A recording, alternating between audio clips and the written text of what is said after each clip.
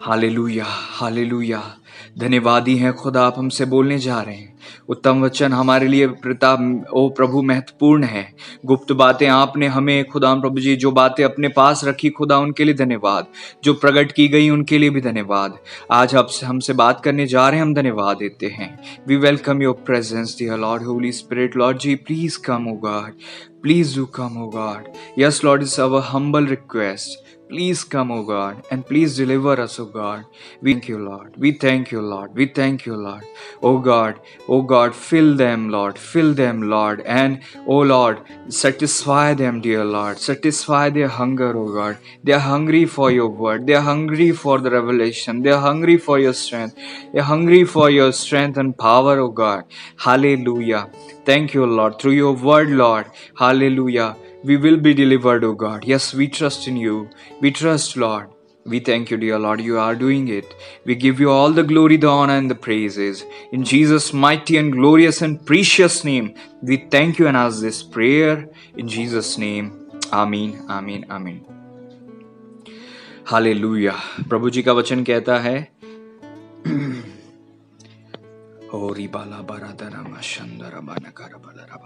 भजन उसके 32वें अध्याय में, thank you Lord, thank you Jesus. Psalms chapter 32 and verse 2। क्या ही धन्य है वह मनुष्य जिसके अधर्म का यहोवा लेखा ना ले और जिसकी आत्मा में कपट ना हो। हालेलुया। प्रभु का वचन कहता क्या ही धन्य है वो मनुष्य जिसके अधर्म का लेखा खुदा ना ले और जिसकी आत्मा में कपट ना हो। आमीन। Thank you Lord. Hallelujah. Thank you dear Lord for your precious word. प्रभु का वचन अगर हम पढ़ते हैं पहला यूहन्ना की किताब में, वहां पर लिखा हुआ है यदि हम अपने अपराधों को मान ले तो खुदा हमारे अपराधों और धर्म को क्षमा करने में विश्वास योग्य और धर्मी है। Hallelujah. Thank you Lord. Thank you Holi Spirit Lord. Thank you Lord. देखिए मैं पढ़ता हूं, यहां पर लिखा हुआ है, इसको इंग्लिश में पढ़ता हूं।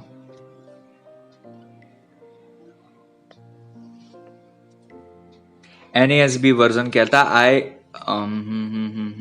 एक मिनट,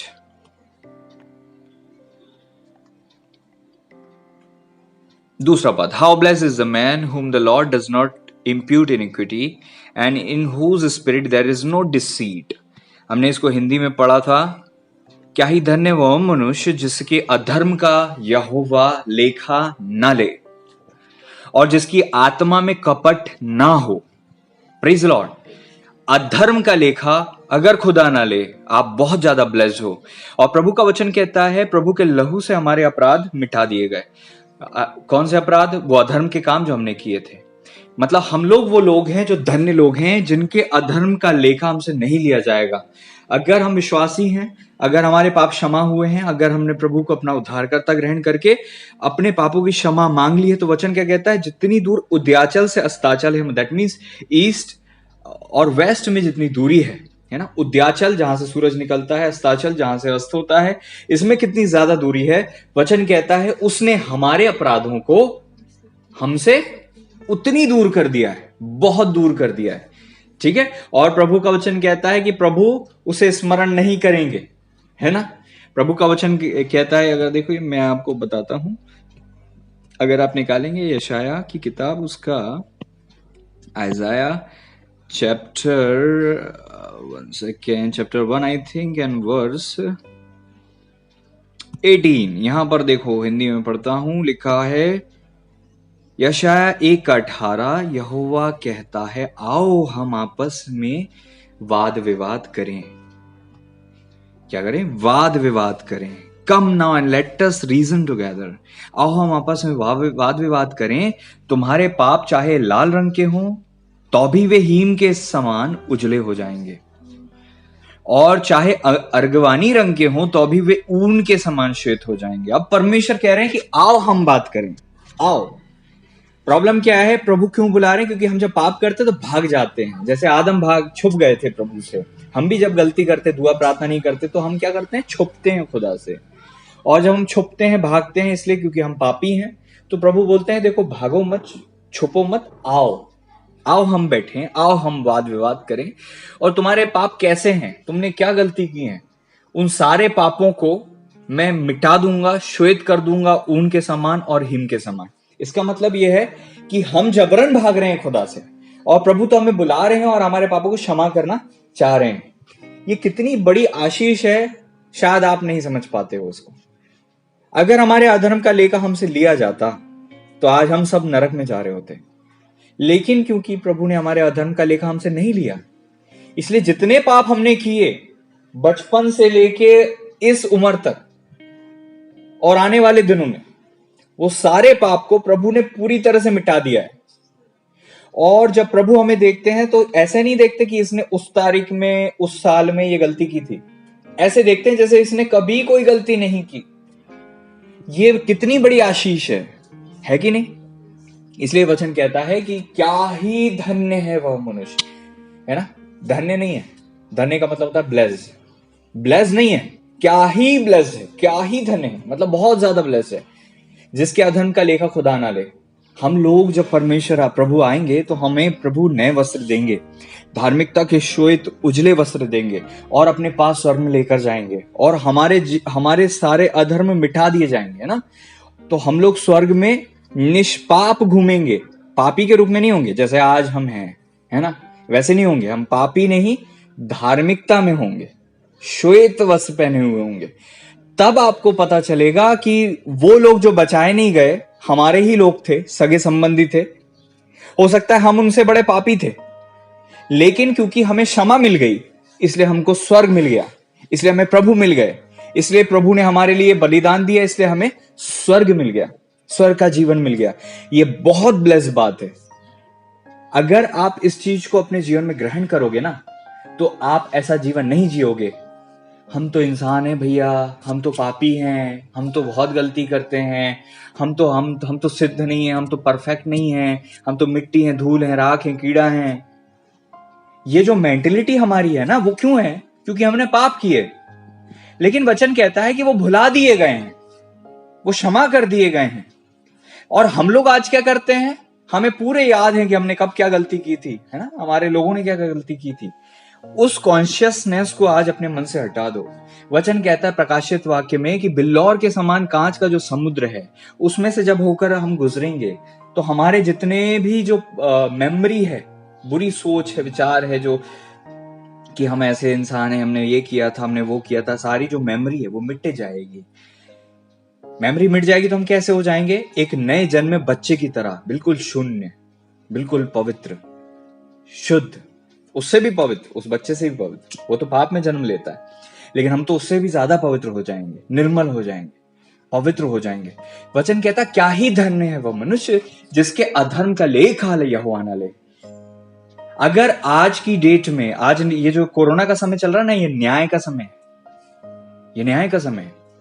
आप देखो कितने लोग जवानी में, कितने बच्चे, कितने सब लोग खत्म हो गए, बहुत से लोगों की डेथ हो गई। ये क्या है? ये न्याय नहीं तो क्या है? लेकिन क्या आपके ऊपर आया न्याय? क्या आपके घर पे आया न्याय? क्या मृत्यु का दूत आपके घर में से होकर गया? किसी की हानि और मृत्यु हुई? क्यों नहीं हुई? क्योंकि वचन कहता है कि खुदा ने हमारे अधर्म को मिटा दिया, खुदा ने हमारे पाप को क्षमा कर दिया, प्रभु के लहू से हमारे अपराध मिट गए। क्या ही धन्य है हम लोग कि हमारे अधर्म का लेखा नहीं लिया खुदा ने। लेखा लिया क्या? कि आओ चलो मैं हिसाब करता हूं तुम्हारे सारे पापों का। अगर आज वो हिसाब होता तो हम आज जिंदा नहीं होते, लेकिन थैंक गॉड कि प्रभु ने हमारा लेखा नहीं लिया और हमारे अधर्म को मिटा दिया। तो क्या हम ब्लेस नहीं है? क्या हम बहुत ज्यादा ब्लेस नहीं है? हम बहुत ज्यादा आशीषित हैं, बहुत ज्यादा धन्य हैं। आमीन, हालेलुया। रिबाला रदनमा शंदर हुदना बलरबा। Hallelujah. Thank you Lord, thank you Lord, thank you Lord. प्रभु जी का इस बात के लिए धन्यवाद है कि प्रभु का वचन कहता है कि प्रभु ने हमारे अधर्म का लेखा हमसे नहीं लिया। अगर प्रभु हमसे हमारे अधर्म का लेखा लेते तो आज हम जिंदा नहीं होते, लेकिन खुदा का शुक्र है कि प्रभु ने हमारे अपराधों को मिटा दिया।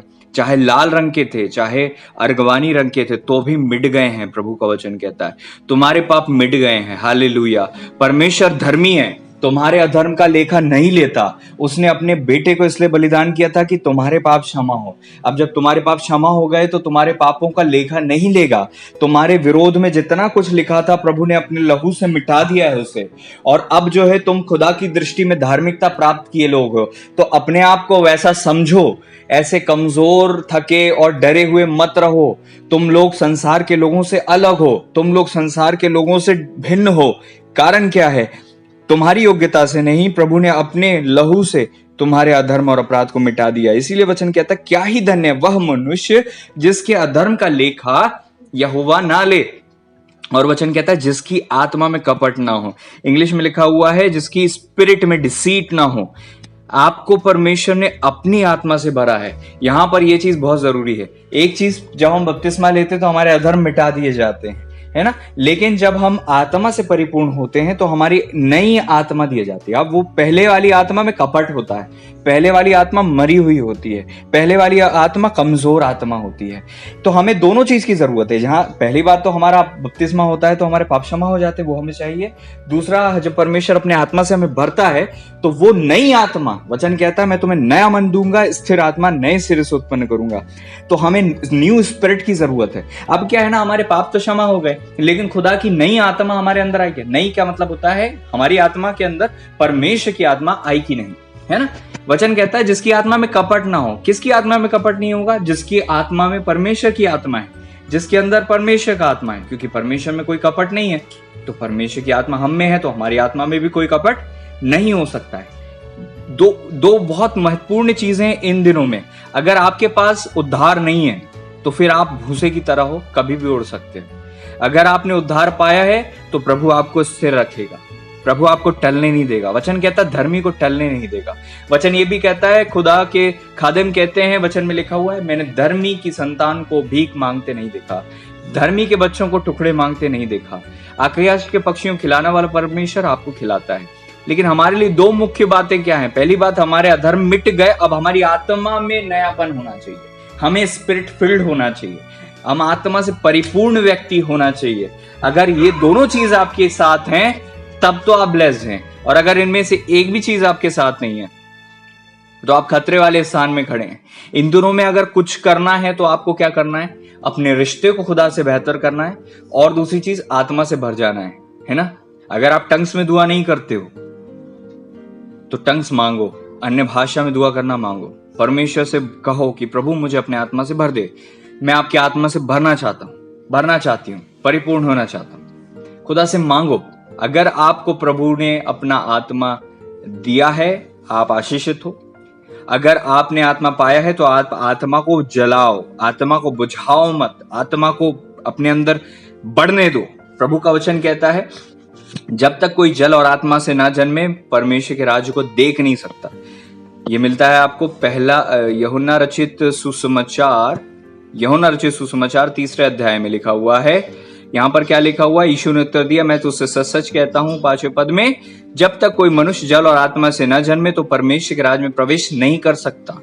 जो शरीर से जन्मा शरीर है, आत्मा से जन्मा आत्मा है। अगर आप आत्मा से जन्मे हो तो आप आत्मा हो। लेकिन हम लोगों ने अभी शरीर से जन्म लिया है। हम में से कई लोगों ने आत्मा से जन्म ले लिया है, लेकिन कई लोगों ने अभी तक अन्य भाषा का वरदान नहीं पाया है। मैं आप सबको जितने सुनने वाले हैं एनकरेज करना चाहता हूं। वचन क्या कहता है? यदि कोई जल और आत्मा से ना जन्मे तो परमेश्वर के राज में प्रवेश।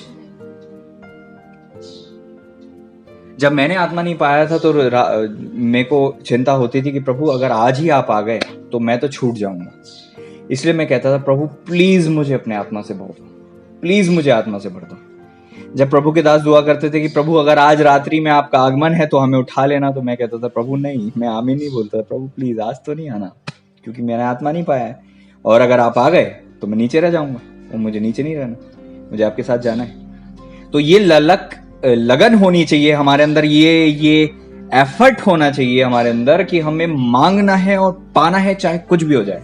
एक भाई की गवाही है कि उसको मतलब जब मुझसे जुड़े हुए केवल 1 महीना हुआ था, केवल 1 महीना, और केवल फोन पे बात होती थी, केवल फोन पे, वो भाई से फोन पे बात होती थी। खुदा से दुआ करी उस भाई के लिए और उसने मांगना चालू किया। प्रभु ने उसको 1 महीने के कांटेक्ट में ही अपनी आत्मा से भर दिया। हालांकि वो प्रभु को बचपन से जानता था, बचपन से, मसीह परिवार का लड़का, मसीह परिवार का वो भाई। लेकिन जब उन्हें यह बताया गया कि कितना जरूरी है आत्मा को पाना, उस भाई ने मांगना चालू किया और 1 से 1.5 महीने में आज प्रभु ने उस भाई को इतना ज्यादा बढ़ा दिया है कि आप सोच नहीं सकते। तो ये प्रभु का अनुग्रह है। इस बात के लिए प्रभु जी का धन्यवाद हो। आप में से वचन कहता है कि क्या परमेश्वर तुम्हें आत्मा नहीं देगा? तुम बुरे होकर अपने बच्चों को अच्छी वस्तु देते हो, तो मैं तुम्हारा स्वर्गीय पिता मांगने वाले को पवित्र आत्मा क्यों नहीं दूंगा? देखो, हम हैं खुदा की आत्मा के बिना ना जीरो हैं, शून्य हैं। आप इच्छा तो करोगे कि मुझे अच्छा जीवन जीना है, पवित्रता का जीवन जीना है, मुश्किल है जीना, असंभव है जीना। आप अगर प्रभु की आत्मा से नहीं भरे हुए हो तो कमजोर हो आप। अवस्था ऐसी है कि बस डामाडोल स्थिति रहेगी अगर खुदा का आत्मा नहीं है। जैसे बिन पिंदी का लूटा होता है, कभी कभी इधर हो गए, कभी उधर आ गए, कभी दुआ बन गई, कभी नहीं बनी, कभी इच्छा हुई, कभी नहीं हुई। कंसिस्टेंसी नहीं रहेगी लाइफ में, स्ट्रेंथ नहीं होगी। वचन कहता है कि जब पवित्र आत्मा तुम में आएगा तुम सामर्थ पाओगे। अब वो सामर्थ हमारे अंदर नहीं है और हम सोच रहे हैं कि हम सब कुछ कर लेंगे। नहीं, प्रभु आने वाला है, दोबारा आएगा तो किसको ले जाएगा? जिनके अंदर खुदा का आत्मा है, क्योंकि आत्मा के द्वारा ही वो पकड़ पाएंगे प्रभु के उस उपस्थिति को, कैच कर पाएंगे आत्मा के द्वारा। वचन कहता है छुटकारे के दिन के लिए छाप दी गई है, मतलब हमारे माथे पर पवित्र आत्मा जी की छाप है, जिसके द्वारा हम उठा लिए जाएंगे स्वर्ग में। क्या आप समझ रहे हो इस बात को? सो अगर आपने अन्य भाषा में नहीं दुआ करते हो, टंग्स में दुआ नहीं करते, आत्मा नहीं पाया है और आत्मा पा लिया है, तो आप अन्य भाषा में दुआ नहीं करते, आत्मा को बुझा रहे हो। आपके अन्य भाषा के शब्द पहले 10, 15, 20 थे और अब 2-3 शब्द निकलते हैं, उसमें भी आपकी इच्छा नहीं होती, 2 मिनट से ज्यादा आप दुआ नहीं कर पाते हो। इसका मतलब आप आत्मा को बुझा दिया आपने। तो दोनों ही प्रकार के लोगों को, जिनने आत्मा को बुझा दिया या जिनने नहीं पाया, आपको पाने की जरूरत है, पाने की जरूरत है। अगर इन दिनों में आपने आत्मा नहीं पाया है, प्रभु का आगमन बहुत निकट है, बी सीरियस, खुदा से मांगो। जितना अधिक प्रभु आज नजदीक है, आज से पहले कभी नहीं थे, जितना अधिक आज प्रभु नजदीक है, सारी भविष्यवाणी पूरी हो रही है। अगर आप पढ़ते हो लूका रचित सुसमाचार 24वें अध्याय में, वचन कहता है लड़ाइयों की चर्चा सुनोगे, और आज हम देख रहे हैं लड़ाइयों की चर्चा। जगह जगह महामारियां होंगी और हम देखते हैं पूरी दुनिया में महामारी है, ठीक है। जगह जगह अकाल पड़ेंगे, भूंडोल होंगे, ये सब कुछ तो हो रहा है। अब इसके बाद क्या होगा? प्रभु का आगमन ही होगा। प्रभु का आगमन होने ही वाला है और हम लोग एंड टाइम पे, जैसे होता है ना कि बिल्कुल छोर पर खड़े हुए हैं, इसके आगे कुछ है नहीं, इसके आगे प्रभु का आगमन है। और अगर हम तैयार नहीं रह पाए गए तो ध्यान रखो, चाहे आप विश्वासी हो तो भी उठा लिए नहीं जाओगे। अगर आप विश्वासी हो तो भी उठा लिए नहीं जाओगे। वे जो तैयार पाए जाएंगे, जागते पाए जाएंगे, जिनके कुप्पियों में तेल होगा। तेल क्या है? पवित्र आत्मा का वो अभिषेक है, वो तेल। समझदार कुंवारी, 5 कुंवारियों में वो तेल था उनकी कुप्पी में, मशालों में और कुप्पी में भी। कई लोग, हम विश्वास करते हैं, हम दुआ भी करते हैं, मतलब वो कुंवारियां हैं, विश्वासी हैं, मशाल में भी तेल है लेकिन कुप्पी में तेल नहीं है। क्या होगा जब आधी रात को धूम मचेगी? समझदारों को अंदर ले लिया जाएगा और बाहर छोड़ दिया जाएगा उनको जो मूर्ख हैं। मूर्खता क्या की उनने? अंदर तेल नहीं लिया, अंदर अभिषेक नहीं लिया, अंदर पवित्र आत्मा की सामर्थ नहीं थी, बुझा दिया, टाइम पास, टाइम वेस्ट। मैं आपको बताऊं, पवित्र आत्मा पाना और पवित्र आत्मा नहीं पाना और पवित्र आत्मा पाके उससे बुझा देना, इनमें सबसे बुरा बताऊं क्या है? सबसे अच्छा तो यह कि आपने पवित्र आत्मा पाया, उससे बुरा है कि पवित्र आत्मा आपने नहीं पाया। उससे भी ज्यादा बुरा है कि आपने पाया था लेकिन खुदा का आत्मा अब आपसे रूठ गया और आपके अंदर से निकल कर चला गया, आपने उसे क्वेंच कर दिया, बुझा दिया और परमेश्वर की आत्मा को आपने ग्रीव कर दिया। वो बहुत ज्यादा बुरा है, वो नहीं पाने से ज्यादा बुरा है। क्योंकि वचन कहता है कि जो लोग एक बार स्वाद चख चुके हैं, अगर वो भटक जाएं तो उनका दोबारा प्रभु में आना असंभव है, ऑलमोस्ट नियर टू इम्पॉसिबल है। बहुत बुरी स्थिति है। जो लोग आत्मा बुझा रहे हैं, आप सब सुनो, खुदा का आत्मा अगर आपके अंदर आया था तो पता चला था आपको भी और सबको भी। प्रभु के एक सेवक को मैं सुन रहा था, वह कहते हैं कि जब परमेश्वर का आत्मा जाता है तो आवाज नहीं होती, बताकर नहीं जाता कि वो जा रहा है, पता नहीं चलता। शिमशोन को पता नहीं चला कब परमेश्वर ने उसे छोड़ दिया। आप में से कई लोग, हो सकता है आप मुंह से अन्य भाषा बोल दो, लेकिन जब खुदा का आत्मा आता है तो अन्य भाषा बोलने की सहायता करता है, लेकिन जब वो चला जाता है ना, तब भी हम अन्य भाषा बोल सकते हैं। खुदा का आत्मा जब छोड़ के चले जाता है ना, तब भी वो अपनी पुरानी अन्य भाषा बोलते रहते हैं। उसमें पावर नहीं होती, केवल शब्द होते हैं, केवल शब्द होते हैं, आवाज होते हैं, ठनठनाता हुआ पीतल होता है वो। कोई उसमें वजन नहीं होता, कोई उसमें बैकअप स्ट्रेंथ नहीं होती है, खुदा की सामर्थ नहीं होती, वो बुद्धि से अन्य भाषा होती है। और खुदा का आत्मा चला जाता है और लोगों को लगता है हमने एक बार खुदा का आत्मा पा लिया मतलब परमानेंट है। ऐसा नहीं होता है। अगर आप खुदा के आत्मा को परेशान करोगे अपने अंदर, उसको प्रभु का वचन कहता है आत्मा को तुम बुझा दोगे। बुझा दोगे तो क्या होगा? बुझ जाएगा ना। बुझ जाएगा इसका मतलब क्या है? चला जाएगा तुम्हारे अंदर से। और मैं आपको बताना चाहता हूं, कई प्रकार के ऐसे काम हैं जिससे आत्मा बुझ जाता है। व्यभिचार एक ऐसा पाप है, बिना वैवाहिक संबंध बनाना एक ऐसा पाप है जिसके द्वारा पवित्र आत्मा लोगों के अंदर से निकल जाता है। पवित्र आत्मा परमेश्वर जी की सामर्थ बिल्कुल चले जाती है। व्यभिचार, इसीलिए दाऊद राजा ने जब व्यभिचार किया, क्या कहा? अपने पवित्र आत्मा को मुझसे अलग ना कर। भजन 51वें अध्याय में कहा कि नहीं? क्यों कहा ये? क्योंकि ऐसा होने वाला होगा ना। ऐसा उनको लग रहा होगा कि अब खुदा का आत्मा मुझे छोड़ देगा। उन्होंने कहा कि प्रभु अपने आत्मा को मुझसे अलग ना कर, प्लीज अपने आत्मा को मुझ में रख, क्योंकि उनने पाप किया था। व्यभिचार एक ऐसा पाप है। व्यभिचार, मूर्ति पूजा,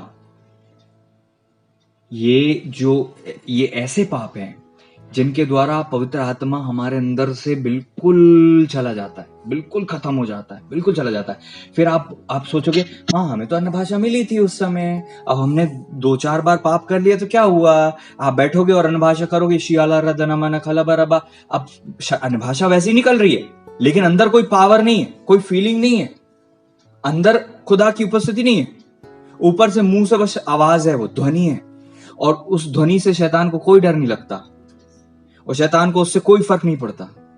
और अब आप जो है केवल अपने आप को धोखा दे रहे हो। कई लोग मैंने प्रैक्टिकली देखा है अपने लाइफ में ऐसी स्थिति को, जब खुदा के आत्मा ने छोड़ दिया। मैंने ऐसा जीवन को देखा है जब खुदा का आत्मा साथ था प्रैक्टिकली, और खुदा के आत्मा ने छोड़ दिया। ये मैंने देखा है। इसलिए मैं आपको बता रहा हूं, नरक से भी अगर कुछ गलत बुरा है तो खुदा का आत्मा का छोड़ देना है। और जब अन्य भाषा का वरदान मिलता है, खूब आवाज होती है, और जब जाता है खुदा का आत्मा हमारे अंदर से, पता ही नहीं चलता, कोई आवाज नहीं होती, कोई फीलिंग नहीं होती। शिमशोन को लगा कि मैं उठ के अब जो है पलिश्तियों को मार दूंगा, लेकिन वचन कहता है शिमशोन कुछ नहीं कर पाया, पलिश्तियों ने उसको दबा दिया। शिमशोन नहीं जानता था, वचन कहता है यहोवा उसके पास से, अर्थात परमेश्वर का आत्मा उसके पास से चला गया था। अब खुदा का आत्मा अगर आपके पास से चला जाए तो आप तो उस इंसान से बदतर स्थिति में हो जिसने आत्मा कभी पाया ही नहीं। आप उससे बदतर स्थिति में हो, क्योंकि जिसने आत्मा कभी नहीं पाया ना, वो जब मांगेगा मिल जाएगा, लेकिन जिसने आत्मा पाकर निकाल दिया, उसने विश्वास योग्यता को तोड़ दिया और खो दिया है।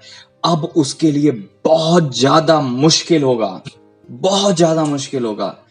और मैं जो आज आपको बात बता रहा हूं, इसे अपनी आंखों की ओर मत होने देना। It's very serious matter.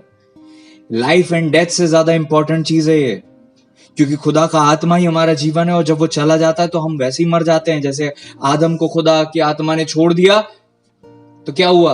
आदम से प्रभु ने कहा था जिस दिन तू फल खाएगा मर जाएगा, वैसी हमारी स्थिति हो जाती है। वरन जब खुदा का आत्मा छोड़कर जाता है तो जितनी दुष्ट आत्मा पहले थी ना, उससे 7 गुना ज्यादा गंदी दुष्ट आत्मा अंदर घुस जाती है। एक बात याद रखो, वचन कहता है जब शाऊल के अंदर से खुदा का आत्मा निकल गया तो परमेश्वर की ओर से एक दुष्ट आत्मा आकर शाऊल के अंदर घुस गया। जैसे किसी के अंदर से परमेश्वर का आत्मा निकलता है ना, वो खाली स्थान जो रहता है ना, वहां पर दुष्ट आत्मा तुरंत लॉक करती है, तुरंत घुस जाती है उस जगह। अब घुस जाती तो उस आदमी को पता नहीं चलता, लेकिन थोड़े दिन बाद उसको ये चीज समझ में आती है कि यार मेरे अंदर कुछ अजीब सा नेचर आ रहा है, अजीब सी भावना आ रही है, अजीब सा हो रहा है, मुझे अजीब सी फीलिंग आ रही है। अब शांति नहीं है, अब कोई आनंद नहीं है, अब बाइबल पढ़ने में कोई इंटरेस्ट नहीं है, अब प्रचार सुनना ऐसा कड़वा सा लगता है, अब कोई से प्रेज द लॉर्ड करने की इच्छा नहीं होती, अब किसी पास्टर को देखने तक की इच्छा नहीं होती। बड़ी बड़ी मिनिस्ट्री, बड़े बड़े मिरेकल कोई यूट्यूब में भेज दे, लिंक भेज दे तो हमें उसको खोलने की इच्छा नहीं होती, ग्रुप हमारी खोलने की इच्छा नहीं होती। ये सारी चीजें होने लगती हैं। मैं नहीं कह रहा हूं कि अगर आपकी ऐसी इच्छा हो रही है दैट मीन्स कि खुदा की आत्मा ने आपको छोड़ दिया है, लेकिन मैं आपको ये कह रहा हूं कि खुदा से ही हमारी दूरी, अगर खुदा का आत्मा नहीं है, दुष्ट आत्मा घुस गया है, तो फिर आप क्या सोच सकते हो? आपकी जीवन क्या पहले जैसा होगा? नरकी जीवन हो जाएगा। कुछ लोग सोचते हैं नहीं, हमें तो कुछ नहीं होगा, हम तो परमानेंट है। इजराइल का पहला राजा जिसके अंदर खुदा का आत्मा था, उसके ऊपर से अभिषेक हट गया और दुष्टात्मा उसे सताने लगा। क्या आप समझ रहे हो? ये बाइबल में ही लिखा है, बाइबल में लिखा है ना, पढ़ा है ना। तो जब उनके साथ हो सकता है, तो आप लोग जो आत्मा को बुझा रहे हो पाने के बाद, आपके साथ क्यों नहीं हो सकता? कई ऐसे लोग हैं जिनकी मशालें अब जल बुझ हो रही है। कुप्पी में तो तेल है ही नहीं, मशालों में भी तेल बिल्कुल कम हो गया है। 2020 से जब से प्रार्थना सभा बंद हुई है, मार्च से, अब तक उनका आत्मिक जीवन नीचे से नीचे ही जा रहा है, ऊपर नहीं उठा। ये वे लोग हैं जो आत्मा को बुझाए जा रहे, और कब तक? एक ऐसा समय आएगा जब खुदा का आत्मा पूरी तरह से बुझ जाएगा आपके अंदर, और जब चला जाएगा छोड़कर, फिर आपको प्रभु में आने की इच्छा ही नहीं होगी। फिर तो प्रभु से भागने की इच्छा होगी, जैसे आदम छुप गया था। ऐसी अवस्था में मत आओ, ये नरक से भी बुरा जीवन है। मैं आपको स्पष्ट बता रहा हूं, इट इज पॉसिबल कि खुदा का आत्मा छोड़ दे। ये पॉसिबल है, क्योंकि अब खुदा का आत्मा आपके अंदर है, और आप जो है किसी अन्य जाति है ना, मसीह का बलियाल से कोई लगाव नहीं है, और आप जाके उनके साथ मेल कर रहे हो, तो आप ऐसी देह जो कि दुष्टात्मा से भरी हुई देह है, उस देह को, अपनी देह जिसमें खुदा का आत्मा है, अगर आप मिलाओगे, तो आपको लगता है कि खुदा का आत्मा आपको नहीं छोड़ेगा इतनी गंदगी में? परमेश्वर का आत्मा शोकित हो जाते हैं। और प्रभु जी की कोई गलती नहीं है इसमें, गलती हमारी होती है, मेरी होती है, आपकी होती है। प्रभु जी तो हमें नहीं छोड़ते, हम गलती करते, झूठ बोलते हैं, लेकिन हमारे अंदर रहते हैं। ऐसा नहीं होता कि तुरंत हमने एक पाप किया और प्रभु जी ने छोड़ दिया। बहुत सहते हैं प्रभु हमारे अंदर। हम दिन भर गलती करते हैं, फिर भी क्या खुदा का आत्मा छोड़ते हैं? हमें नहीं छोड़ते। लेकिन एक ऐसा टाइम आता है जब हम सुधरते ही नहीं है, झूठ बोलना ही नहीं छोड़ते, व्यभिचार करना ही नहीं छोड़ते, मूर्ति पूजा करना ही नहीं छोड़ते, लालच ही नहीं छोड़ते, ये लिप्त रहते हैं इन गंदगी में। एक बहुत झेलते झेलते झेलते झेलते झेलते, हम भी मनुष्य होते ना, अब मैंने इतने साल झेल लिया, अब बस, अब या आर या पार, होता है ना। यही स्थिति होती है जब खुदा हमें झेलते झेलते झेलते झेलते इतना आ जाते हैं कि अब खुदा कहते हैं वचन के अनुसार कि न तू ठंडा है न गर्म है, तू कुनकुना है, मैं तुझे थूकने पर हूं, उगलने पर हूं। और फिर प्रभु की उपस्थिति जब लोग छूट जाते हैं, चली जाती खुदा की आत्मा, फिर दुष्ट आत्मा आता है, उसके अंदर बैठ जाता है, और उसका जीवन बहुत नरकी हो जाता है, बहुत नरकी हो जाता है। पहले तो उस शख्स को जब आत्मा पा लिया था, लोगों के साथ की जरूरत नहीं होती, लेकिन जब खुदा का आत्मा छोड़ देता है, क्योंकि अंदर आग नहीं है, तो वो है ना, भिखारियों की तरह जीवन हो जाता है। मुझे आग दे दो, मुझे आग दे दो। फिर वो इधर उधर भटकता फिरता है। वो इंसान, वो सोचता है कहीं मुझे यहां से सामर्थ मिल जाएगी, कहीं मुझे यहां से सामर्थ मिल जाएगी, कोई अभिषेक को मैं देख लूं, कोई अभिषेक मुझ पर हाथ रख दे। वचन कहता है जब बूढ़े नबी ने देखा कि एक जवान नबी आया है, उसने झूठ बोलकर उसे अपने घर में बुला लिया, क्योंकि बूढ़ा नबी था। मैं इस बारे में डिटेल में नहीं जाना चाहता, लेकिन अगर आपने पढ़ा है अच्छे से तो वचन लिखा हुआ है, जब नबियों का दल मिला शाऊल को, जब उसके अंदर दुष्टात्मा आ गया था, जब नबियों का दल मिला ना उसे, तो क्या हुआ पता है? वो दुष्टात्मा तो भाग गया उसके अंदर से, उसके अंदर पवित्र आत्मा की सामर्थ उतर गई और उसके कपड़े भी उतर गए, और बिना कपड़े के वो भविष्यवाणी कर रहा था और लोटपोट हो रहा था वहां पे। ये एक ऐसी खतरनाक स्थिति है कि जहां पर दो खारा और मीठा दोनों पानी निकलने लगता है। बहुत गंदी स्थिति है ये, जहां से किसी के अंदर से कभी तो ऐसा लगता है कि पवित्रता दिख रही है, कभी ऐसा लगता है नकारात्मकता दिख रही है, कभी ऐसा लगता है कि ये तो धार्मिक है, और कभी ऐसा लगता है ये तो बहुत ज्यादा संसारिक है। उसके अंदर कभी तो दुष्टात्मा बहुत प्रबल होता है, और कभी कभी वो आराधना, प्रार्थना, मीटिंग्स, अभिषेक्तों के कांटेक्ट में आने से खुदा के आत्मा से भर जाता है। जैसे पुराना नबी, जो बूढ़ा नबी था, उसने क्या किया? वो नबूवत करने लगा, खुदा के अगुवाई को तूने नहीं माना, इसलिए तेरा जो है प्राण निकल जाएगा। बहुत बुरी स्थिति होती, बहुत बुरी स्थिति। कई ऐसी बातें हैं जो मैं आपको बोलना नहीं चाहता, स्पष्ट नहीं बोलना चाहता। मैं नहीं चाहता उन चीजों में ज्यादा मैं डीप जाऊं। बहुत डीप है इस चीज में कि कैसे दुष्टात्मा होने के बाद भी खुदा का दुष्टात्मा निकलता है, और कैसे बहुत कुछ है, बहुत डीप है। लेकिन मैं किसी भी ऐसे क्षेत्र को नहीं छेड़ना चाहता जो आपके लेवल से बहुत आगे हो। लेकिन मैं आपको इतना, जो आज वचन है उससे मैं नहीं भटकना चाहता हूं। मैं आपको बस इतना बताना चाहता हूं, खुदा का आत्मा पा लिया ना तुमने, अब उसको संभाल के रखना। तुम्हारी सबसे बड़ी जो खजाना है वो तुम्हारे अंदर खुदा का आत्मा है। अगर तुमने उसको बुझा दिया तो वो चला जाएगा। उसके बाद क्या होगा? केवल तुम्हें आत्मिक लोगों की संगति में आग मिलेगी, और जब वहां से हटोगे वापस जीरो हो जाओगे, बुझ जाओगे। जैसे ही पवित्र लोगों की उपस्थिति में आओगे, आग उतरेगी, तुम्हारे अंदर की दुष्टात्मा भाग जाएगी, और तुम भविष्यवाणी भी करोगे, तुम्हारे अंदर दर्शन भी आएंगे, तुम्हारे अंदर भविष्यवाणी भी होगी, तुम सब कुछ कर सकते हो। लेकिन जैसे ही वो पवित्रों की संगति तुमसे दूर जाएगी, वापस दुष्टात्मा आ जाएगी और तुमसे फिर दुआ नहीं होगी। फिर जैसे ही तुम संगति में आओगे, फिर वो दुष्टात्मा तुम्हारे अंदर से भागेगी। यही चलता रहेगा। दुष्टात्मा भागेगी, तुम सामर्थ्य से भर जाओगे, और तुमको बस ये लगेगा कोई अभिषिक्त का साथ मिल जाए, किसी की दुआ मिल जाए, कोई। ये वो जीवन है जो टुकड़ों वाला जीवन है, टुकड़ों, चूर चार वाला जीवन है कि थोड़ा सा कहीं मिल जाए मुझे, थोड़ा सा कहीं मिल जाए। जब खुदा ने हमें अपनी आत्मा से भर दिया तो उसको क्यों बुझाना? क्यों खुदा की आत्मा को शोकित और अपने अंदर से दूर करना? जब खुदा का आत्मा छोड़ देता है तो जीवन नारकीय हो जाता है। मैं आपको सच बता रहा हूं, वो जीवन पहले वाले जीवन से बदतर जीवन होता है। एक अन्य जाति संसारिक व्यक्ति से ज्यादा बुरा जीवन वो है जिसके अंदर से खुदा चला गया। मैं सच कह रहा हूं। आप कहोगे भैया कैसी बात कर रहे हो? मैं बिल्कुल सच कह रहा हूं आपको। शिमशोन को देखो, जब खुदा का आत्मा उसके अंदर से निकल गया था, पलिश्तियों ने आंख फोड़ दी, टकला कर दिया, सांकलों से बांध दिया उस अभिषेक दास को, और ठट्टा कर रहे थे, तमाशा कर रहे थे।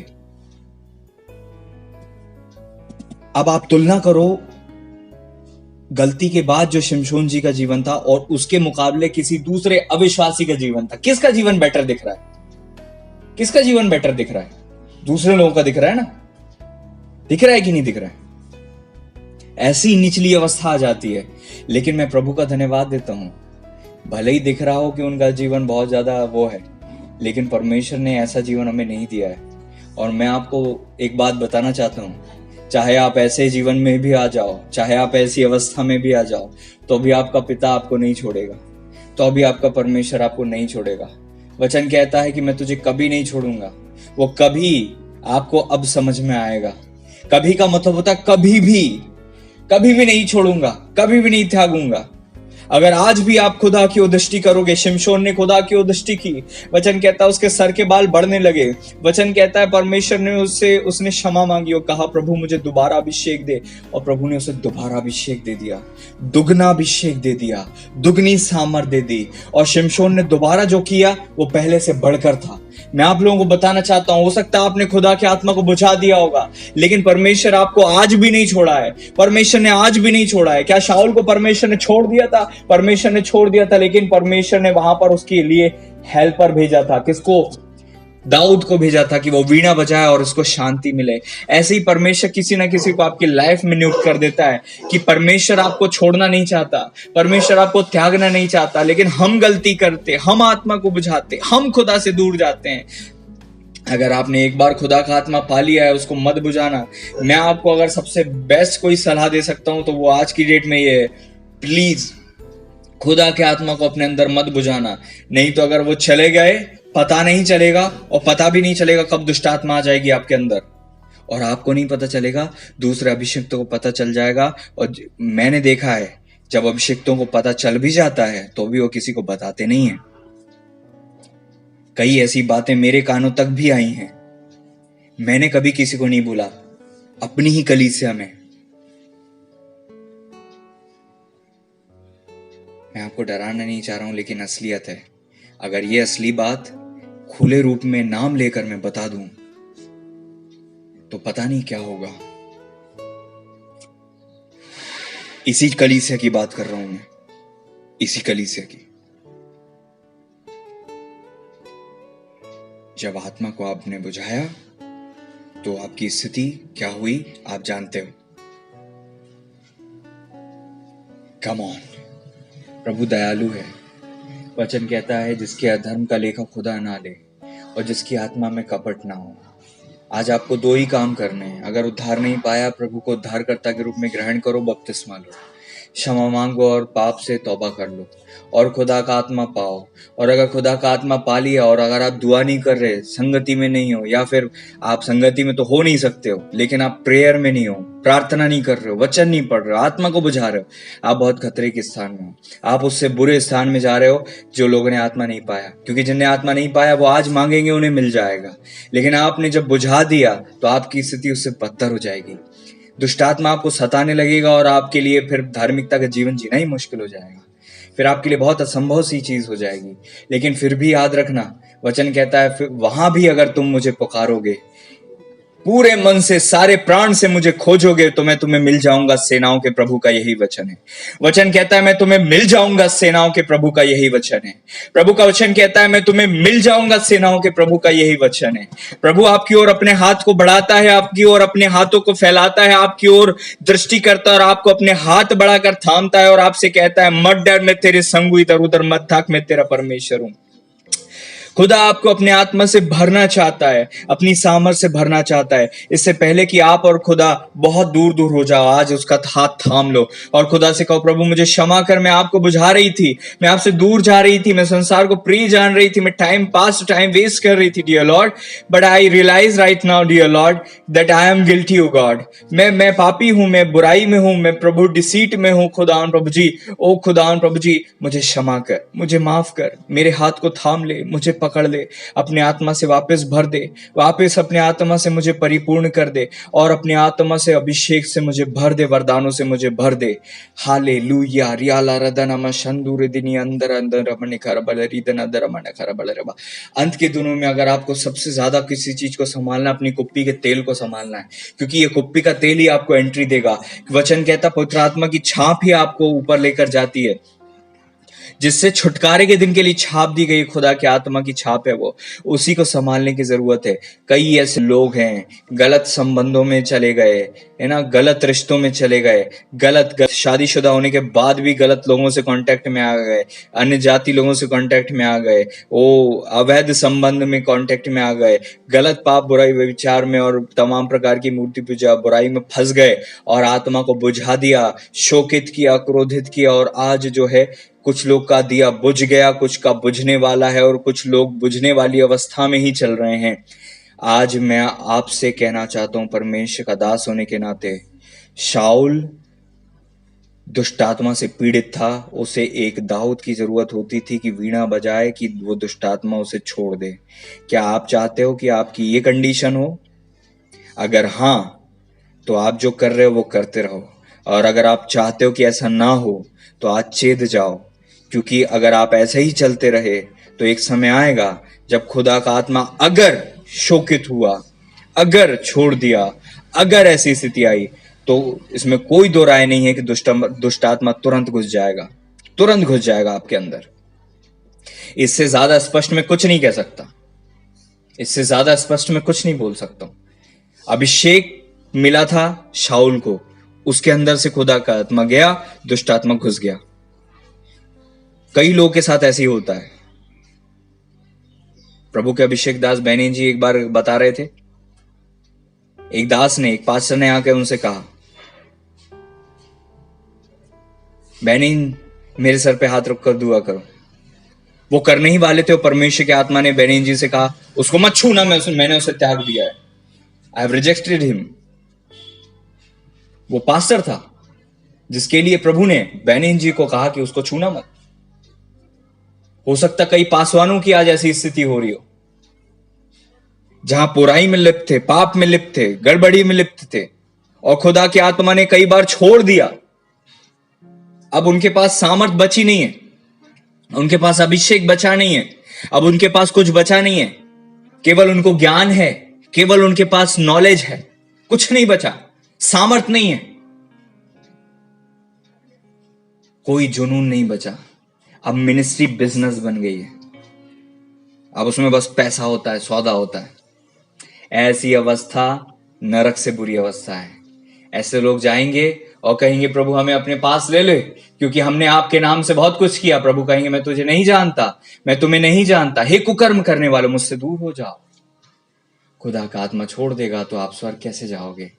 जब तक कोई जल और आत्मा जन्म ना ले, स्वर्ग के राज में प्रवेश नहीं कर सकता। आपके अंदर सबसे बहुमूल्य कुछ है, खुदा का आत्मा है। आप हो सकता है 2 वक्त की रोटी ना खाओ, लेकिन दुआ करो। हो सकता है आप कुछ करो या ना करो, लेकिन दुआ करो। अगर खुदा का आत्मा आपके अंदर है, आप दुनिया के सबसे धन्य व्यक्ति हो, धन्य व्यक्ति हो। खुदा का आत्मा होना हमारे अंदर बहुत जरूरी है। लेकिन प्रॉब्लम क्या है, जब जो लोग के अंदर से खुदा का आत्मा चला जाता है ना, फिर क्या होता है, थोड़े थोड़े टाइम के लिए अगर उनको सामर्थ मिलती है, उनको वही बहुत लगता है। पहले जब सामर्थ रहती थी, पहले जब अभिषेक रहता था, उसकी कीमत नहीं समझी, और जब खुदा के आत्मा को बुझा दिया, अब जो है टुकड़े की जो है कदर होती है। टुकड़ा थोड़ा सा लगता है, बस थोड़ा सा कोई दुआ कर दे, थोड़ा सा कोई दुआ कर दे, कोई सी रिकॉर्डिंग में सुन लूं, कोई सा यूट्यूब से मैं सुन लूं, मुझे कहीं से कुछ मिल जाए। मैं आप सब लोगों को बोलना चाहता हूं, जिनने अभी अभी आत्मा पाया है, कभी आत्मा को मत बुझाना। Praise the Lord. कभी आत्मा को मत बुझाना। और जो लोग ये सोचकर कि कुछ नहीं होगा, हम तो प्रभु के लोग हैं, हमारे तो प्रभु के साथ बहुत अच्छा रिश्ता है, धोखा मत खाओ, धोखा मत खाओ, धोखा मत खाओ। प्रभु आपको बुद्धि दे। याद रखो, वचन कहता है, क्या ही धन्य हो मनुष्य जिसके अधर्म का लेखा परमेश्वर ना ले और जिसकी आत्मा में कपट ना हो। कपट कब आ जाता है? जब खुदा का आत्मा छोड़ देता, कपट आ जाता है। ऐसी अवस्था में मत जाना जब कपट आ जाए आपके अंदर, बुराई आ जाए आपके अंदर। खुदा के आत्मा को मांगो अगर नहीं मांगा, और अगर पा लिया है तो कभी मत छोड़ना, कभी मत छोड़ना। प्रभु का वचन कहता है, दिए को जलाए रखो। मंदिर की व्यवस्था है कि दिया जलता रहना चाहिए। आपके अंदर भी खुदा की आत्मा की लौ और जलता रहना चाहिए, तेल रहना चाहिए। खुदा की उपस्थिति में रहो, अत्यधिक समय बिताओ। खुदा का आत्मा ने अगर छोड़ दिया तो आप कुछ नहीं कर सकते। और उन लोगों से मैं फिर से कहना चाहता हूं, अगर आपको लगता है कि खुदा के आत्मा से आप दूर हो गए हो, मांगो, प्रभु आपको वापस खुदा अपने आत्मा से भरे। मांगो, क्योंकि अगर आप मांगोगे, प्रभु का वचन कहता है, अगर वहां भी मैं तुम्हें मिल जाऊंगा, मुझसे ना हो। के प्रभु का यही वचन है। व्यवस्था विवरण 4 अध्याय 29वां पद कहता है। आइए हम दुआ करें। उत्तम वचन आपने हमें दिया है मेरे पिता, जो हमारी आंखों को खोलने के लिए था, बंधनों को तोड़ने के लिए था, बंधनों को आंख के द्वारा ऊंट कटारों को जलाने के लिए था, जो हमारे जीवन में उठ के खड़े हो गए थे। खुदा, हर एक नकारात्मकता को आपने जला दिया, हम जानते हैं, विश्वास करते हैं। हर एक का हृदय प्रभु जी इस वचन को ग्रहण करे और आशीषित हो, इसके अनुसार करे, आत्मा को ना बुझाए मेरे पिता। शाऊल की अवस्था में ना आए कि जब दुष्टात्मा उसके अंदर घुस गया, उस दास के अंदर घुस गया, और मेरे पिता परमेश्वर प्रभु जी दुष्टात्मा उसको सताता था, तब दाऊद राजा वीणा बजाता था, ओ मेरे प्रभु, आज भी ये होता है, आज भी ये होता है, और इनको लगता है मेरे प्रभु इन बच्चों को कि ऐसा नहीं होता। लॉर्ड, मैंने प्रभु जी गवाही बताई है खुदा, मैंने खुद देखा है, खुद पर्सनली अपनी लाइफ में, दूसरों की लाइफ में, सबकी लाइफ में, विश्वासियों की लाइफ में, मैंने कई बार परिस्थितियों को बहुत बारीकी से आपने मुझे दिखाया है। ये बात ये बच्चे नहीं समझते खुदा, मैं आपसे विनती करता हूँ खुदा प्रभु जी, प्रैक्टिकली ओ खुदा प्रभु जी देखा गया खुदा प्रभु, आज मैंने ये बात इनसे बांट दी है। इन बच्चों की सहायता करें ताकि वचन को ग्रहण करें और कभी अपने जीवन में ऐसे इस अवस्था में ना पहुंचे।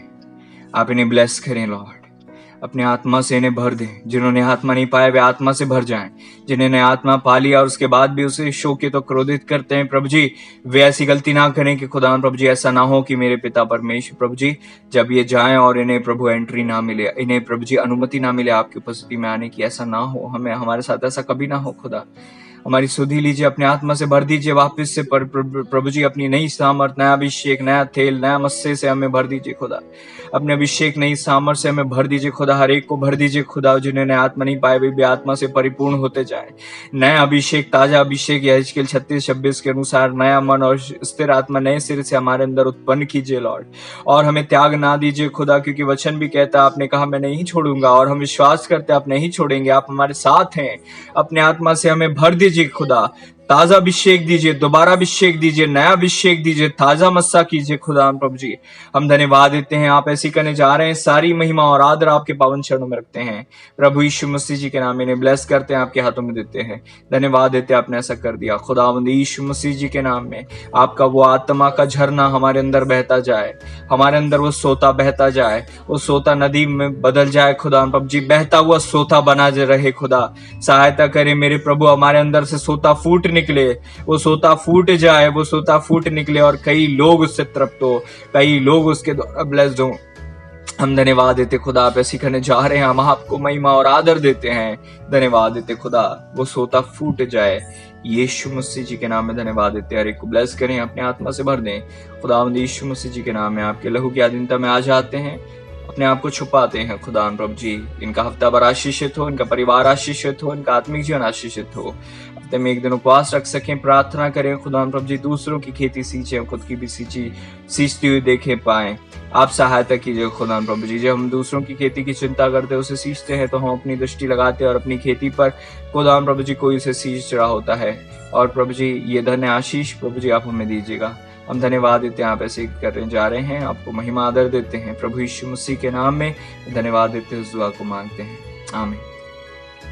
अब हमारे परमेश्वर पिता का प्रेम, पुत्र प्रभु यीशु मसीह जी का अनुग्रह और प्रभु पवित्र आत्मा परमेश्वर जी की गहरी संगति सहभागिता हम सभी विश्वासियों के साथ प्रभु जी के दूसरे आगमन तक निगाह होती रहे, आमीन। प्रभु आप सबको आशीष है, आपकी रक्षा करें। God bless you all. उपवास करें, प्रार्थना करें, वचन को ना भूलें, और अगर आपको लगता है किसी को इम्पोर्टेंट है ये वचन, उसे शेयर जरूर करें। God bless you. Thank you. मैं आपको धन्यवाद देता हूँ प्रभु जी, आपने मुझे इस्तेमाल किया। Thank you try.